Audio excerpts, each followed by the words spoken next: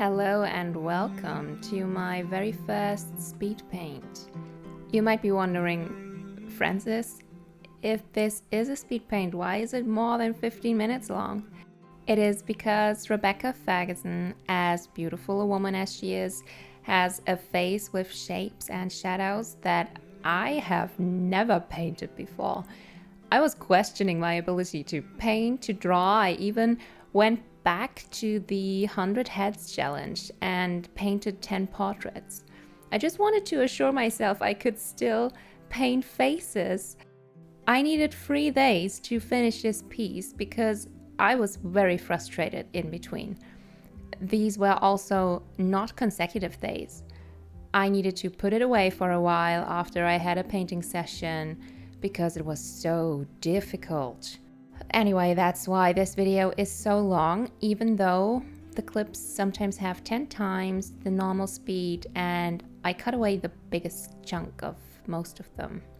I will talk more about how I try to deal with frustrating paintings and how I try to build my patience. Already when I had finished the sketch on my iPad, I knew I wouldn't paint her face the way it was on the printed transfer paper. I did not trace her face through the transfer paper and tried instead to use my pencil and draw it directly onto the watercolor paper. The watercolor paper is from Hanemühle. You see it at the very beginning. It has 200 grams per square meter in weight and is 100% cotton. It's a good thing I used this because other paper I don't think would have been able to handle the stress I put on it with all those times I erased or painted or drew over it again and again. Initially, I planned to use as much watercolor as possible and only go into the last details with my polychromos. That is mostly because my smallest watercolor brush is a size 2. I have one detail brush, but it is for model painting and not watercolors. It doesn't hold the water as good and I don't have such control over it as I would want from a detail brush. You know, with details, control is everything. Yeah, that was the plan. I painted in the face, the hair, the dunes, and the background, some of the decor pieces with watercolors. You can see my color palette on the right side. I tried it out beforehand on my sketchbook. And that is actually the first tip I got for you. It is to prepare as much as possible. Every time I created a painting I was incredibly proud of and one that went over so well. It were the ones that I had created a line art for. Those were the ones I knew exactly what I wanted from them.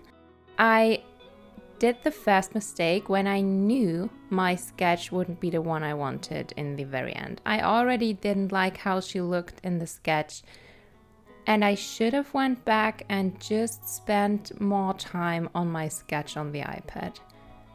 It would have saved me so much trouble.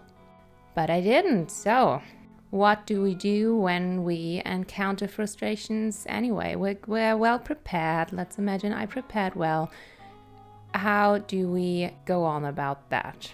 You will notice every now and then I ignore the face and concentrate instead on the background or the decor, and that's what I recommend. Avert your attention from whatever gives you trouble and try to create rewarding experiences from other parts of your painting.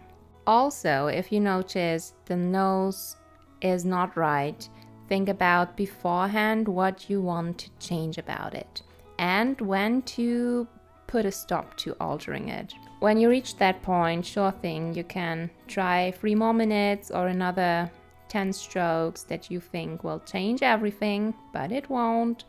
Anyways, at some point, just stop and either put your painting away completely, which is what I did 2 times. As I said, it took me 3 days.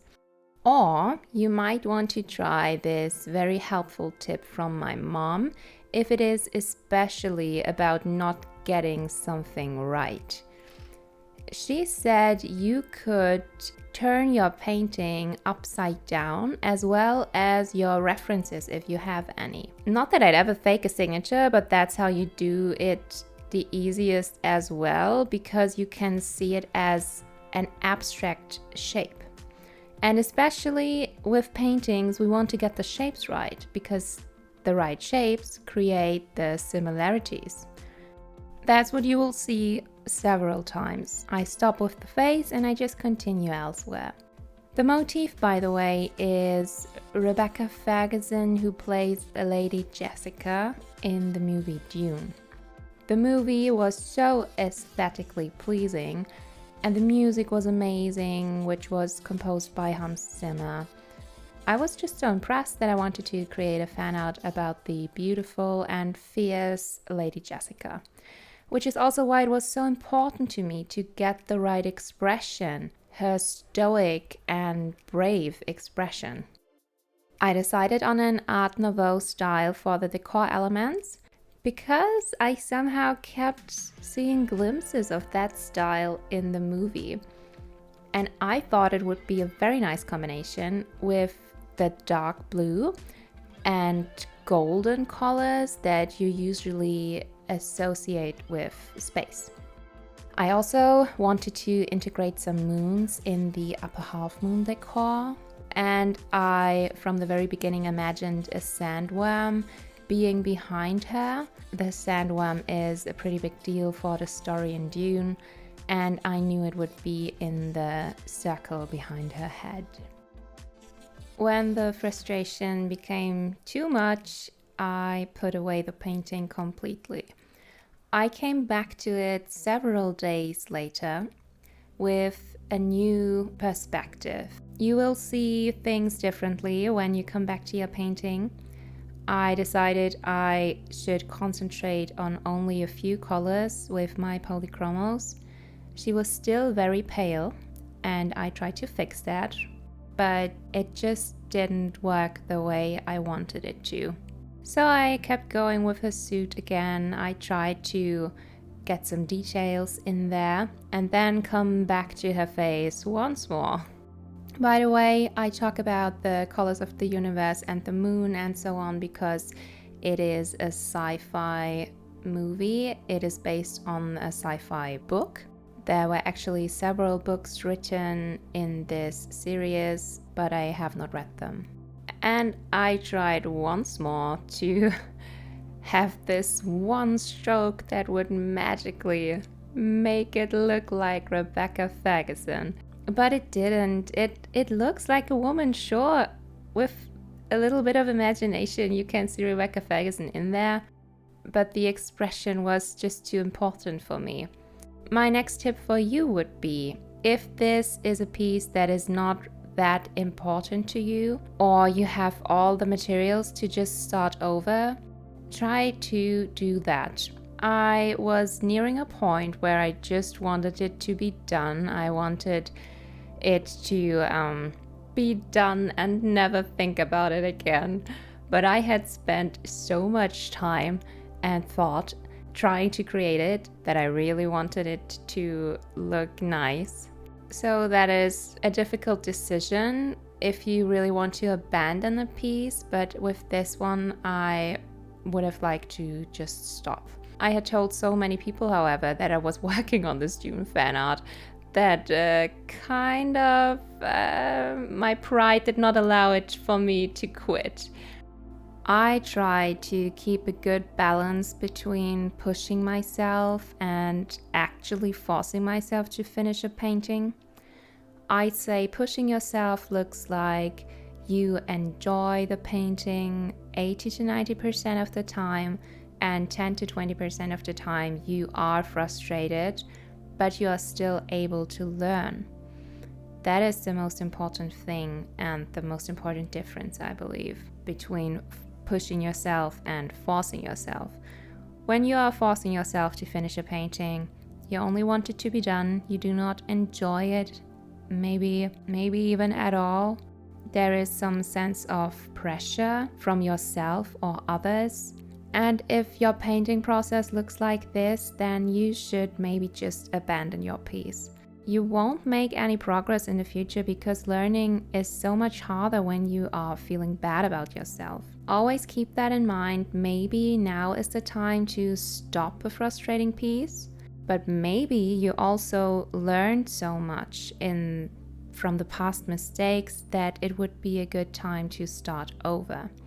If you are in a good headspace and you have the patience, starting over will always make the painting better on the second or third try. Because you just learn automatically. You will do everything more efficient and better, I promise. Just make sure you are pushing yourself and not forcing yourself. That is also something that will help you build patience in the long run. When you have several pieces you can look back onto and remember how much you struggled, but also look at your artwork and think how pretty it now looks, now that you've spent so much time creating it. It will motivate you in the future.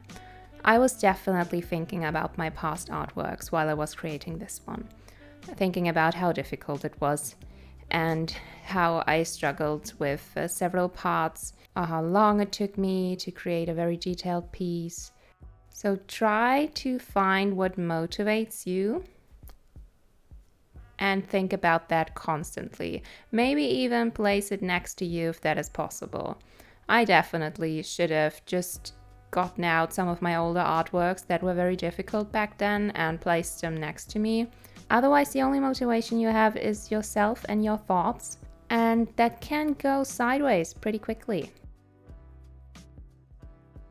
And I am back at a phase trying with a gouache-like watercolor consistency to cover up whatever didn't feel right. Afterwards, I tried and tried with the polychromos to correct it. But again, I was getting so fed up that I put it away and continued on another day, the third and final day. There was one simple thing I wanted to achieve. I believe on the second day I got rid of any proportions in her face that weren't right, and now I was only struggling with her skin tone and the missing highlights. So I went in with mostly white, black, and a bit of coral. And I even got out my Uniposca pen because I was unable to light up her eyes anymore. I just had painted over it too often. I painted in the last missing highlight lines and then I was content with it. I mean, she looked a bit dead and her skin tone was not great, but it was the best I knew I would be able to manage out of this already very stressed paper. So I cut my losses and thought, you know what distracts people from bad skin tones? Shimmery highlights.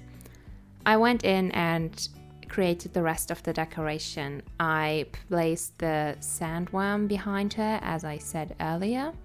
I used my Finetech palette in Moon Gold and Royal Blue for all of this, and wanted to emphasize the Art Nouveau style with this. I could have just not done the lower part. I thought initially I was going to write something like Lady Jessica or some Dune related quote in there, but I am very bad at lettering, maybe you already know, and I did not want to mess it up anymore. So I decided I was going to place some decoration in there that is also that you can also find in the movie. And I mean, I can just cut it off or leave it. I really don't care. I didn't care at that point, to be honest. I quickly decided that the blue polychromos was not enough of a contrast for the lower part, so I went in with the Royal Blue Finetech again. And yeah, I was pretty content with how it turned out then. I thought her expression was okay. The decoration was very nice, and most of all, I was just so happy that it was done. I am never going to do another Dune fan art, that much is for sure. I don't think I will ever paint Rebecca Ferguson again. 0 out of 10 recommend. I mean, great if you want to frustrate yourself. If you are too happy, definitely do it. But yeah, this is my Dune fan art. I hope you had a somewhat fun and educational time. Let me know in the comments what you thought. I always love to hear from you. And I'll see you in my next video. Bye.